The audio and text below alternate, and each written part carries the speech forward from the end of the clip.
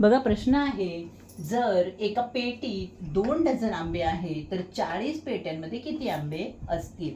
बघा इथे फसवा प्रश्न आहे. आपल्याला असं वाटेल एका पेटीत 2 डझन आहेत तर 40 पेट्यांमध्ये आपण 40 जुना 80 करून मोकळे होऊ. पण इथे 40 जुना 80 नाही, तर इथे 1 डझन त्यांनी सांगितलेले आहेत. 1 डझन, डझन म्हणजे 1 डझन म्हणजे किती होतात? 12 आंबे होतात. मग 2 डझन म्हणजे किती आंबे होतील? इथे 2 डझन म्हणजे 12 दुने 24 आंबे होतील.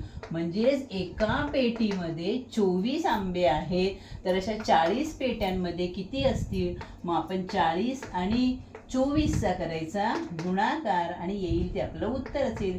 24 शून्य शून्य आणि 24 चोक किती येतात?